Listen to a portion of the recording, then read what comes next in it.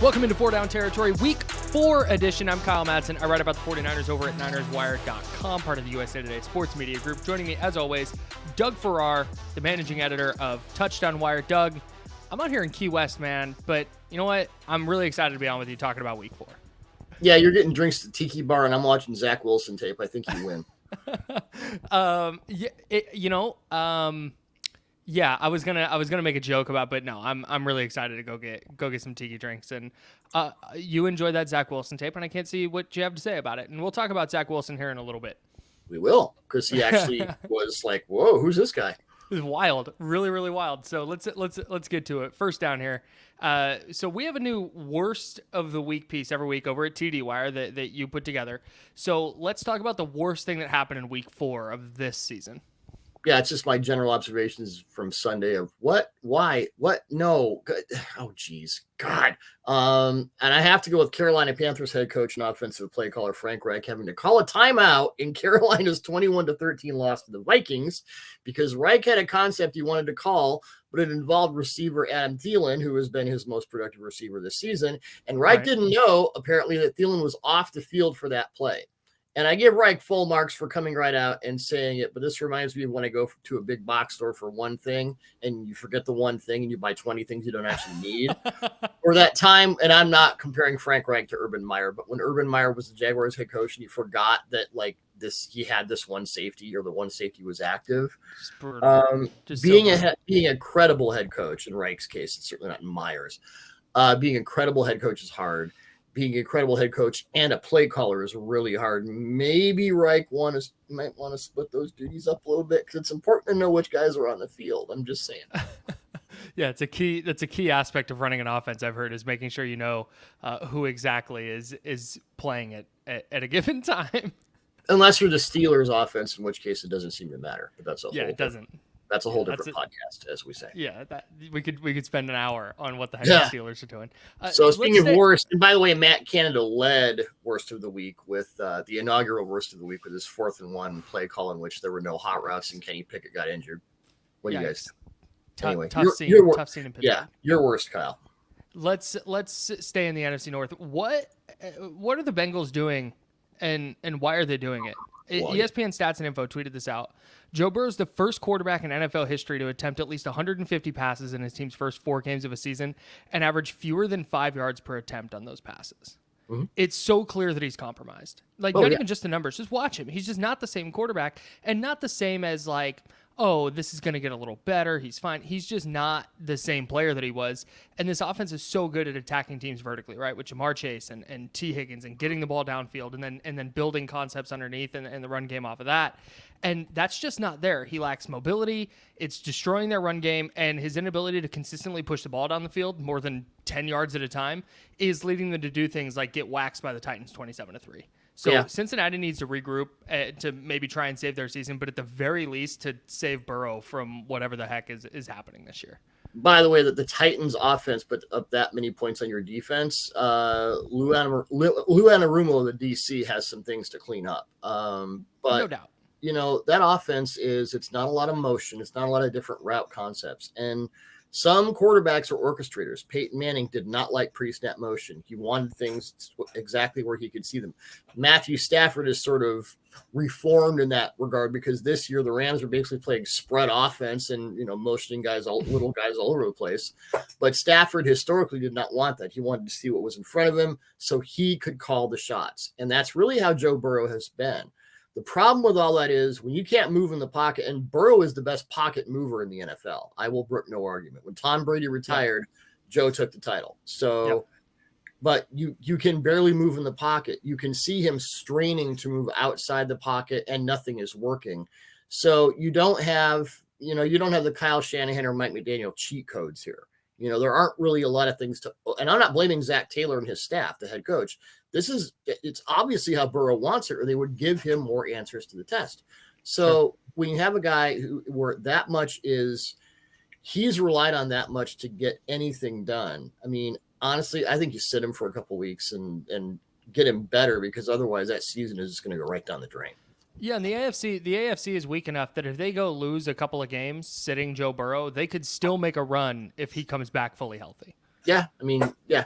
Well, I mean, they're not going to make a run with whatever they're doing now. Right. Whether the AFC is weak or not doesn't matter. If your quarterback can't function and the offense is set up for where he has to function more than most quarterbacks, you're dead. It's over. Yeah. Yeah. All right, let's move to second down. How were the Bills able to stop the Dolphins offense in Buffalo's, decisive 48-20 thumping of Miami and Buffalo? Well, I did after the 70-20 win over the Broncos. I did one tape piece on what the Dolphins did right offensively, and it was like, of course, everything. But they also ran for 350 yards and 5 touchdowns. Now, let's start with the fact that a great offense is sometimes your best defense, and the Bills ran 2 deep coverage just 4 times in the first quarter. They upped up to 10 times in the second quarter and 18 times in the second half when the game was out of hand. 31-14 at halftime. And, when the Bills ran a lot of 2 high in the second half, that's when Miami got their 2 rushing touchdowns. But because no one could stop Josh Allen, and why you put your slot corner Kohu on Stephon Diggs for 3 touchdowns, love Vic Fangio, but woof. Weird. So at that point, the Bills knew that the Dolphins were not going to be a credible run threat. You take that out, you're playing one-handed. So now it's really what the Bills did. Everything you're supposed to do against a high-flying offense like this, but few defenses were able to do consistently. They needed to pressure Tua without bringing too much pressure, and they did that. They needed their safeties to present Tua with different pre- and post-snap looks. And even with Jordan Poyer out with a knee injury, they did exactly that. They needed their linebackers to cover the short and intermediate areas of the field to take away those quick passes Tua loves to throw because he knows his receivers are yak monsters. And by the way, he had Jalen Waddle back for this game. Matt Milano and Terrell Bernard. Terrell Bernard, the linebacker, is really kind of become a starter now that Edmonds is in Chicago. Poor Edmonds. Yeah. He's kind of become a glue guy. He's played so well. So the Bills also did the one other thing you need to do against an offense like this that most teams can't do: match them blow for blow. And again, that's where Josh Allen just going thermonuclear. When you put that kind of pressure on the opposing offense, there's no margin for error whatsoever. Miami's defense had far too many errors for that math to work out. Put simply, the Dolphins were outcoached in all phases. Bills head coach Sean McDermott and offensive coordinator Ken Dorsey deserve all the kudos they're going to get this week. I mean, it was a brilliant defensive game plan. I wonder in the rematch, which will be in Miami, if it's an even game in the third or fourth quarter and the Dolphins can run the ball and they're such a good run team, do the Bills start to bring one of the safeties down, and now it's cover 1, cover 3, and now when you're running Hill and Waddle on dual verts, one to either side, all of a sudden that the high safety is going, can I clone myself here? So I wouldn't. You need 12 guys. This was an utterly brilliant defensive game plan, and and they adjusted in game to what the score was, and that was also brilliant. Full marks. Yep. This is not something that most teams are going to be able to do against the Dolphins, and it's not something that the Bills might be able to get away with in the rematch. So take the W and get ready for round 2. Yeah. It turns out pressuring a quarterback without bringing extra pass rushers is a good way to slow down a high octane offense. I mean, wow. Really? Hire me, NFL teams. I am ready with this. I think kind of info. A call from the Denver Broncos on line 1. It's even more. By the way, have the worst DVOA through 4 weeks in the history of DVOA, which goes back to 1981. Which is there have been so many awful football teams. Giving up 28 and letting Justin Fields do what he did yesterday is worse than giving up 70. Yes. To the Dolphins, without question. It's not even close. Anyways, the Bills, because I want to credit the Bills here. It's even more impressive, though, with what they did defensively, considering just how banged up they are in the secondary. Yeah. And Sean McDermott's a really good coach and had a really good defensive game plan. I thought Bill Belichick did in week 2 as well, so it wouldn't surprise me if they went to school on that tape a little bit. But another huge key here is not turning the ball over, and this speaks to what you were talking about with the best defense and good offense. Denver turned it over 3 times against the Dolphins, including 2 inside their own 10. Giving Miami the ball in the deep red zone. Buffalo didn't commit a turnover. They forced the Dolphins to play defense, something they've not been awesome at so far. I'm still a huge believer in Miami, but it's hard for any team to win when they're losing the turnover battle and allowing pressures with 4 rushers. That's a really, really tough recipe to pull out wins. So they're better than a 48-20 loss to Buffalo, but the Bills just had a heck of a game plan and played, I think, the best game they could have possibly played, like you just laid out. It was like when when the Patriots played the Bills in that ridiculous weather game a couple years ago, Mac Jones threw 3 passes, which might be the way forward for Mac Jones, but they just ran crack toss. It was like the one thing, and we've got you, and the vice is just around your neck. And I think that's what the Bills defensively had. But, you know, I don't know what week that is. I don't have it in front of me. But for the rematch in Miami, McDermott will have his guys ready, but Mike McDaniel and his staff will have dialed up some evil stuff too. So, as Bart Scott likes to say, I can't wait. I'm really, I that's gonna be one of those ones on the schedule. Like, you hope it's at a point in the year they can flex it to like Sunday night, so that can just get all the focus. I'm trying to look real quick to see when they play again. Yeah, it's not in the next couple of weeks. It's not in the next couple of weeks. It's last week of the season. Last week of the season, Jan 7. Let's go. Let's go. That's basically a playoff game. Yeah. Give me that in prime time. Third down here. On September 20th, Bears quarterback Justin Fields was asked why his offense wasn't working. So he pointed very specifically to coaching as a primary factor, and they're filling his head with too much stuff. He's not just playing naturally. After that press conference, Fields then held another press conference, which he walked back what he said, and he clearly said what he said was misinterpreted.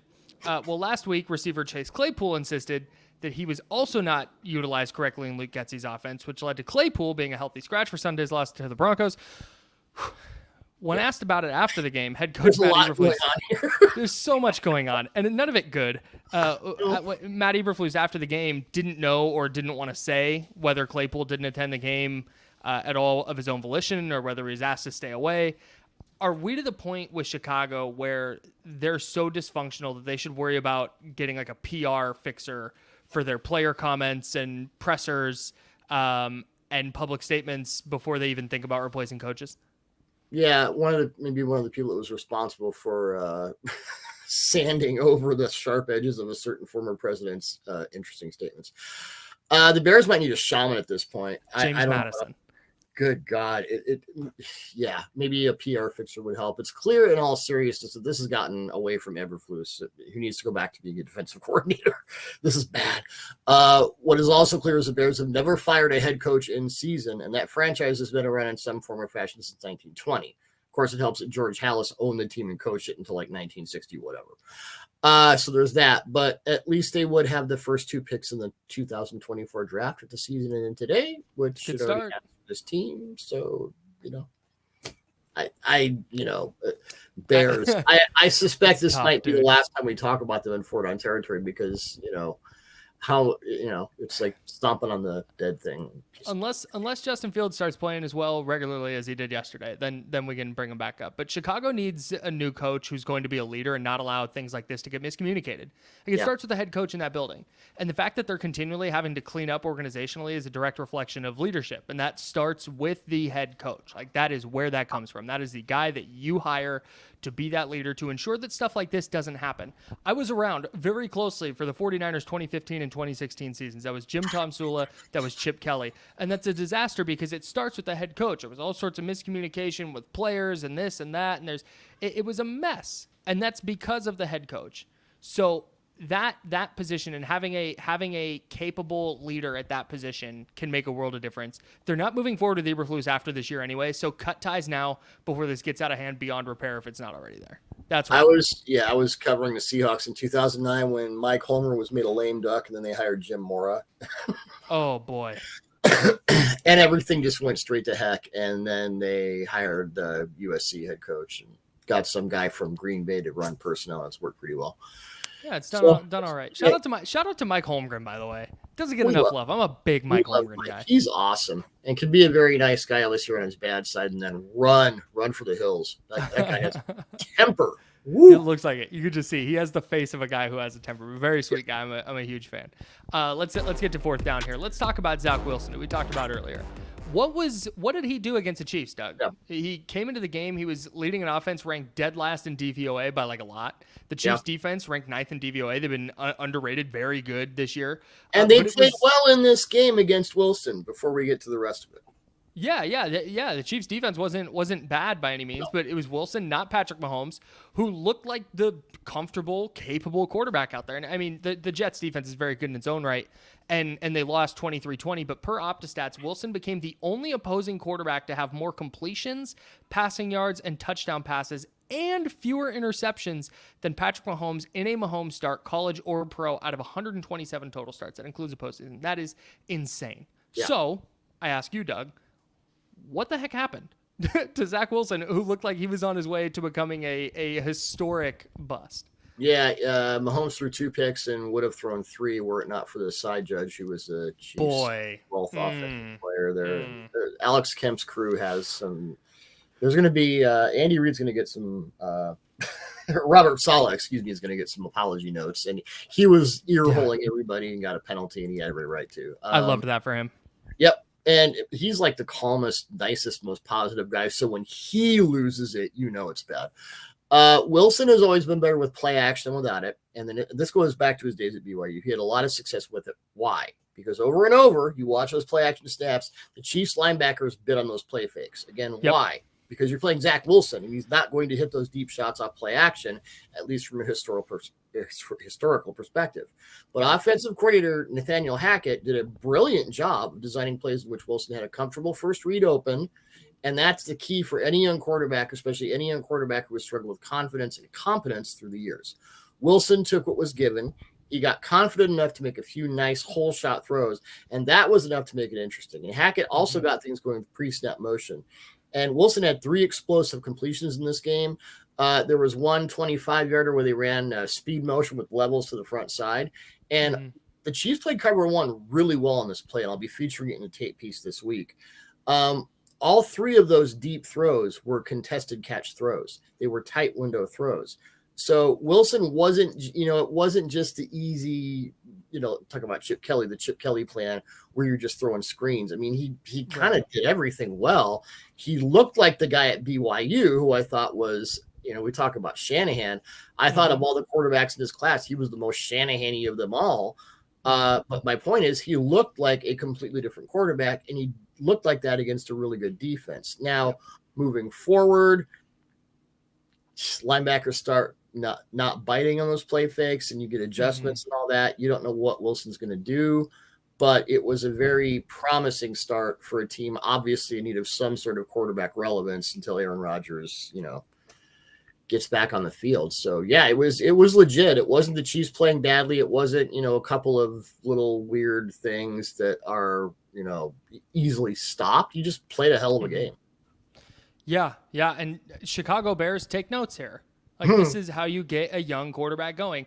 Running the Aaron Rodgers offense, or even a slightly dumbed down version of it, was not going to work for Wilson. But doing all the stuff with play action, the designed layup throws that you just laid out, is where the Jets' offensive bread and butter is going to need to be for now. Like, Wilson still had some development to do when he came in. He played at BYU. It's not a small school necessarily, but it's also not an SEC school or something like that. And I think he started 30 games in college or something like that. I think he threw like less than 600 passes. So he might have taken like 2 sacks and had 5 pressures the whole time. His offensive line was incredible. The defenses he was playing weren't really getting to him. So he came into the NFL. He saw mud and color and stuff that he had not seen. Yeah, and they threw him in acting like he was going to be this really awesome player right away, and he needed to develop. And what you saw last night was a step forward in development. Is the play action where things are open in the intermediate and deep areas going to work all year? Is designing one read layup throws going to work all year? No, probably not. But like you just said, even just in this game, going from those to the tight window throws down the field, like, it builds his confidence. It builds his development. Things start to slow down a little bit. And so now you work this in over the next 3-4 weeks, and you start to see him grow as a quarterback. And maybe he does develop. And maybe he does reach the bar. Like, the bar for the Jets quarterback play is lower because their defense is as good as it is. They have a good run game. They have good receiving weapons, particularly with Garrett Wilson. So the bar isn't super high for Zach Wilson. Can they get him there, though, over the next few weeks? Can they win a couple of games where he's still figuring it out a little bit, but taking positive steps forward in his development? Because it felt like last night was the first one we've seen from him in the NFL. But that's a great sign. Yeah, he's got Denver's defense next Sunday, so bonus for him. And then the Eagles, ouch. The Giants, that could go either way. The Chargers could go either way. Raiders, Bills, week 11. Welcome to the wood chipper. But he's the deep throws, the tight window throws, those things. Okay, these are not like you said. These are not just layups. These are professional. Yep. I'm not going to say elite or whatever, but top tier quarterback throws. Yeah. How much of it was repeatable, we don't know. And you can throw the Broncos game out. If he's bad against the Broncos, then just punt everything. Right. See what Joe Namath wants to do. But this was a bit of a revolution for him. Like this, it's the I don't want to say career defining yet, but it's close to that. But it's the first time you've ever watched Zach Wilson and gone, oh, there's a good quarterback in there. There's credible stuff. First time since BYU. Where I kind of right. First time as a pro, for sure. And now it's like, okay, let's see what we got here. Yeah, so maybe he develops into a more dynamic playmaker and helps the Jets make a playoff push. Maybe it all unravels against the Broncos. Who knows? But maybe they can trade into the Bears for those 2 first-round picks, like 1 and 2. Yeah. I think that's what they're lining up to do for sure. Sorry, Bears. That's going to do it for week 4 of 4 Down Territory. Be sure to tune in every week. This is we're doing this all season into the off season, so we appreciate you, Doug. Thanks so much, everybody. Thanks for watching. Thanks, everyone.